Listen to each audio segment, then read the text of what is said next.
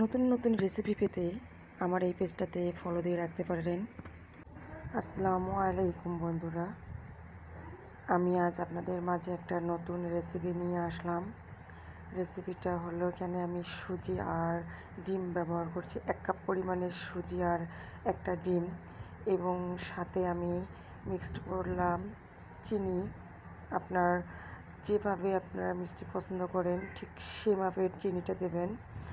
এরপর ভালো করে মেখে নিয়ে আমি এখানে খাওয়ার সাধারণ যে তেল আছে সেই তেলটা ব্যবহার করব।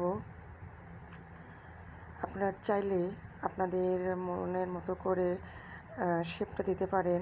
আমি এখানে লম্বা এবং গোল শেপ ব্যবহার করছি।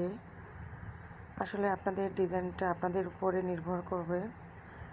এরপর কড়াইয়ের মধ্যে তেল দিয়ে তেলটা গরম হয়ে গেলে এখানে আমি সেই বানানো পিঠাগুলো দিয়ে একটু ভালো নেড়ে চেড়ে বাদামি কালার হয়ে গেলে তুলে নিব। দেখেন কত সুন্দর একটা কালার আসছে। এটা আপনারা চাইলে 2-4 দিন যে কোনো বয়ামে রেখে খেতে পারেন। আপনার বিকেলের বা সকালের নাস্তা হিসাবে চলা যায়।